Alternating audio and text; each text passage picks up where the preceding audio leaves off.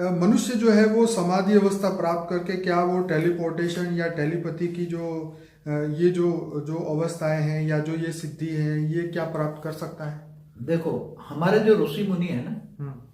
उनके कई ऋषि मुनि का अलग अलग इच्छाएं लेकर वो जाते थे। कई सिद्ध बनना चाहते थे, कई रिद्धि सिद्धि प्राप्त करना चाहते थे। कई लोग हैं सूक्ष्म शरीर बाहर निकालने के लिए पुरुषार्थ करते थे। तो प्राणायाम करते थे, जैसे ओम की ध्वनि करते थे, ओम की ध्वनि करते थे तो सारी कुंडलिनी जागृत हो जाती थी, चक्र जागृत हो जाते थे और आत्मा आज्ञा चक्र में आके ऊपर दशम द्वार खुल जाता था। तो सूक्ष्म शरीर बाहर निकाल के फिर सारी दुनिया में घूमते रहते थे। मगर उनकी आत्मा की शक्ति 200 किलोमीटर तक ऊपर जा नहीं सकती। ओके, समझ में आया? ये जो ऋषि मुनि थे जो ये रिद्धि सिद्धि में फंसते हैं वो ज्यादा ऊपर नहीं जा सकते, क्योंकि इनकी इच्छाएं तो इच्छाएं है ना। इच्छा है तो इच्छा है, धरती को पकड़ के रखेंगे। इच्छा धरती को छोड़ नहीं सकेंगे। ओके। तो चाहे 3 तत्वों में हो, सूक्ष्म जगत में 200 किलोमीटर तक चले जाएंगे धरती से ऊपर, इससे ऊपर नहीं जा सकते। 200 किलोमीटर की जो धरती की ग्रेविटी है वो जैसे स्थूल दुनिया को लागू पड़ती है ना, मनुष्य को, मनुष्य जा सकता है ऊपर। ऐसे सूक्ष्म जो जगत वाले हैं उसको भी कायदा कानून लागू पड़ता है, उसको भी तपस्या करनी पड़ती है, नष्ट मोहा बनना पड़ता है, इच्छा मात्र विद्या बनना पड़ता है, तब वो 200 किलोमीटर धरती की ग्रेविटी को क्रॉस करके ऊपर जाता है। 500 किलोमीटर, 1000 किलोमीटर। तो आत्माओं को पुरुषार्थ करना पड़ता है। वहां सूक्ष्म अवतन में भी बहुत आत्माएं अलौकिक दुनिया में तुम्हें सिखाने वाले, ऊपर जाना है तो तुम्हें सिखाते हैं आत्माओं में शक्ति कैसे भरे। तो अपने अपने आत्माओं को पावर बनाने के लिए, आत्माओं को कनेक्शन जोड़ने के लिए, ऊपर जाने के लिए वहां भी पुरुषार्थ होता है। केवल मनुष्य जैसे यहाँ समाधि अवस्था में चला जाता है। अब समाधि अवस्था की तो सबकी अलग अलग, समाधि अवस्था में अलग अलग विचार लेके बैठे होंगे। सभी ऋषि मुनि का अलग अलग इच्छाएं होती हैं। बिल्कुल बिल्कुल। सभी ऋषि मुनि का ओपिनियन अलग अलग है। हर कोई ऑटोबायोग्राफी पढ़ो तो सभी की जो समाधि अवस्था में जाते हैं तो उसको अलग अलग दिखता है।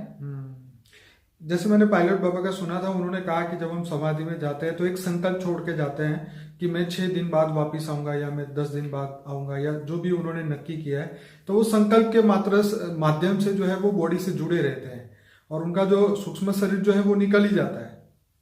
ऐसा होता है। उनके साथ जो सिद्ध पुरुष होते हैं ना, उसके गुरु, सूक्ष्म गुरु, वो उसका सूक्ष्म शरीर बाहर निकाल के उसको दुनिया, ऊपर की दुनिया दिखाने के लिए ले जाते हैं। जैसे आपने कहा था कि दादी जो है वो जब उनको रथ में लेके जाती थी तो 3 दिन तक उनका बॉडी एक ही रूप में रखते थे, बंद करके रखते थे। हाँ, तो जैसे मेरी मदर में देवी जोगनी आती थी तो वो कहती थी चल मेरे को दिव्य रथ लेके आए, तेरे को बिठा के दुनिया दिखाऊं, दिव्य दुनिया दिखाऊं। तो वो घर पे बोल देती कि भी मैं 2 दिन में आऊंगी, 3 दिन में वापस आ जाऊंगी। तो उनकी बॉडी को यहाँ एक संभाल के रख देते एक रूम में, ध्यान रखना पड़ता था। आप जब छोटे थे? जब मैं छोटा था। ओके। तो फिर वो दिव्य दुनिया देखकर वापस आती, प्रवेश कर जाती थी। जैसे पर का प्रवेश नहीं करते।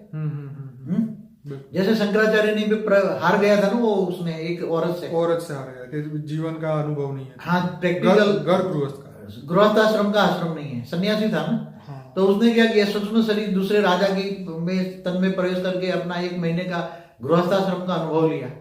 फिर तो ये पर काया प्रवेश, सूक्ष्म शरीर बाहर निकालना, रिद्धि सिद्धि प्राप्त करना, ये तो धरती के आसपास की बात है। ऐसी आत्माएं 200 किलोमीटर से ऊपर नहीं जा सकती। उसमें इच्छाएं होती हैं, जो इच्छाएं लेकर घूमती हैं, कुछ भी ये करूं। तो मतलब ये हो गया कि अगर मनुष्य को यहाँ से ऊपर की दुनिया में जाना है तो 200 किलोमीटर भी अगर क्रॉस करके अगर सूक्ष्म शरीर से के माध्यम से भी जाना है तो उसको बहुत ज्यादा पुरुषार्थ करना पड़ेगा। धरती लोक की सभी कामनाएं, इच्छाएं, जो भी है, काम, क्रोध, लोभ, मोह, अहंकार, सभी चीजें, नेगेटिव जो भी एनर्जी है, सब कुछ छोड़ के फिर उसको ऊपर की गति पकड़नी पड़ेगी। क्योंकि देखो, आत्माओं को लक्ष्य होता है कि मुझे कहाँ जाना है। जिंदगी का लक्ष्य होता है ना। जैसे सिद्ध योगी होते हैं तो मुझे रिद्धि सिद्धि पानी है, फिर हवा में से वो चमत्कार करते हैं। कहीं अलग अलग चमत्कार करते हैं। बिल्कुल। सिद्ध योगी तो सिद्ध योगी के पास उनको भी गुरु होते हैं, सूक्ष्म जगत वाले, वो उनको सिद्धि दिलाते हैं। तो आपका मतलब ये है कि जब तक अगर गुरु नहीं होगा तो क्या उनको सिद्धि नहीं मिलेगी? नहीं, गुरु बिना सिद्धि नहीं मिलेगी। ओके। नहीं मिलेगा 100%। मतलब कोई भी व्यक्ति अगर खुद बैठ के समाधि में चला जाए और मतलब समाधि लगाने की भी ज्ञान, नॉलेज, विधि तो होना चाहिए ना। और जैसे आजकल कोई टीवी में देखकर वो विधि सिद्धि लगाते हैं, तो इससे नहीं होता। क्योंकि बहुत लोग जो है दुनिया में किताबें पढ़ पढ़ के जो है अपने अपने हिसाब से ट्राई करते हैं, लेकिन शायद सक्सेस नहीं मिलती उनको। उसमें तो वो कुंडलिनी जागरूक करने वाले फंस जाते हैं ना, फिर उसका उल्टा काम हो जाता है, फिर पागल हो जाते हैं कई लोग।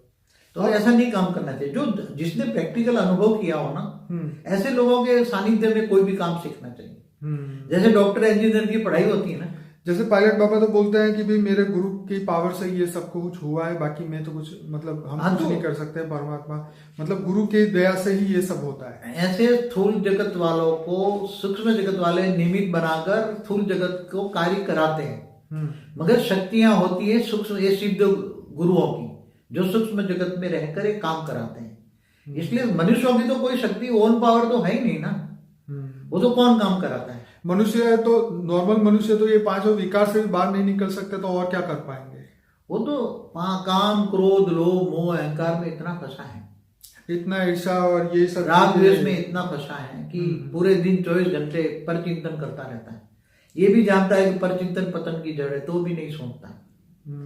इसलिए जो सिद्धि या जो आज भी साधु संत जो जितने भी काम करते हैं, इनका कनेक्शन सूक्ष्म जगत वाले ही होते हैं, और सूक्ष्म जगत वाले ही अच्छा काम कराते हैं। आज जो भी जो कोई ठीक करता है, किसी लाइन लगी रहती कोई के यहाँ, तो मैंने एक बार, हम जब छोटे थे तो सुना था, हमारे गुजराती गांव में एक मुसलमान थे, तो पानी मंतर के देते थे, तो लोग बाटली ले लेके पानी भर के वहां लाइनें लग जाती थी। तो उसको 2-3 महीने तक जो बाटली ऐसा पानी में फूंक मार दी, उसको ठीक हो जाता था। वो तो बापूजी कहते हैं ना, गंगा जल में भी अभी भी वो पावर है जो खराब नहीं होता, बोतल में रखते हैं लोग। गंगा जल में तो जो ये गंगा बह के आती है ना ऊपर से, हिमालय से जो बह के आती है, तो वहां तो कई कंदराओं में से बह के आती है। तो उसका जो वहां की धरती और वायुमंडल से वो नेचुरल फॉर्म में उनमें अलौकिक शक्तियां आती हैं, मतलब उनको तो आशीर्वाद भी था ना। हाँ, तो गंगा तो एक देवी थी ना। कौन था गंगा?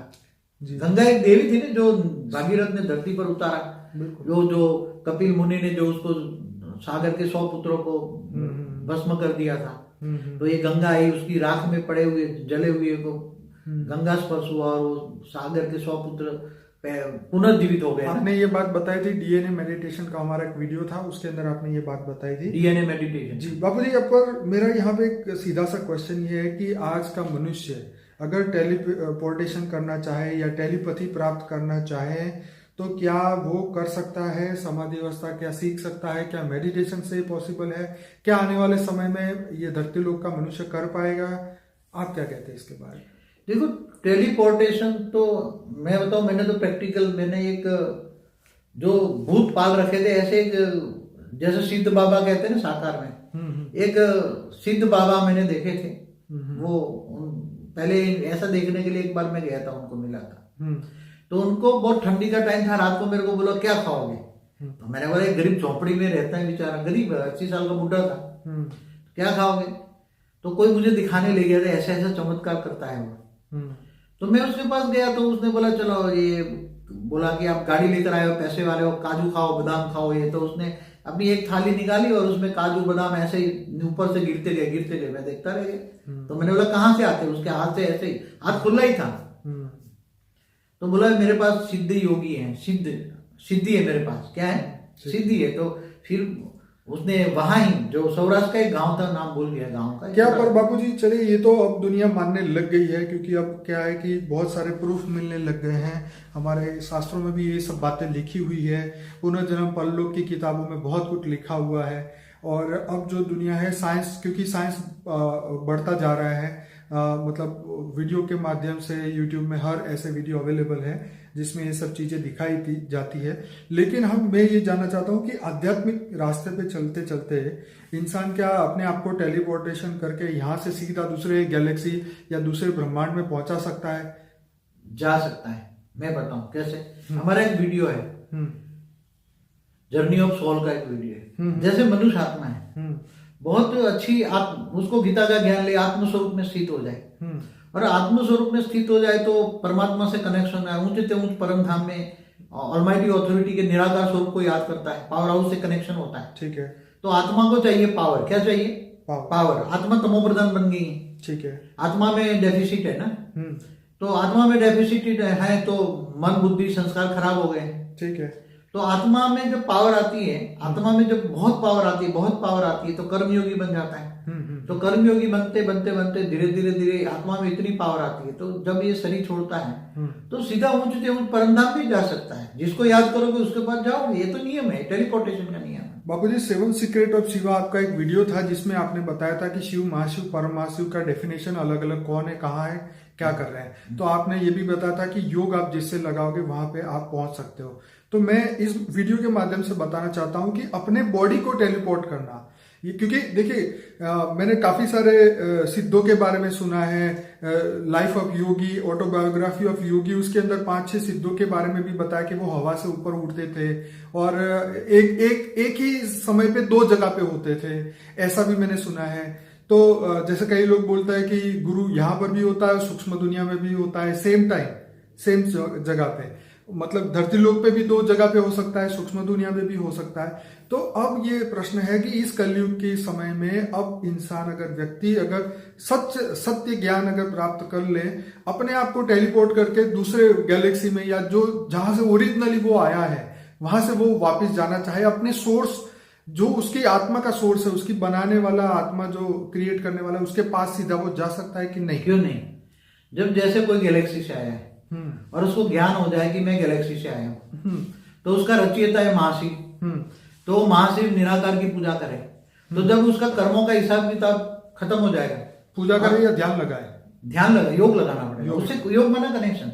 महाशिव से गैलेक्सी के सेंटर पॉइंट में वो बीच में लाइट दिखती है ना, गैलेक्सी के सेंटर पॉइंट में नहीं लाइट दिखती, बिल्कुल व्हाइट कलर की लाइट, वो गैलेक्सी का निराकार की लाइट है। क्या है? महाशिव की निराकार की लाइट है। ठीक है। जैसे शिव निराकार है ना परम धाम में, मतलब वो परम तत्वों की दुनिया है वो वहां बीच के अंदर परम, जिसको ये ब्लैक होल भी कहते हैं, मगर वो ब्लैक होल नहीं है, थोड़ा अब तो वो लोग व्हाइट होल कहने लगे।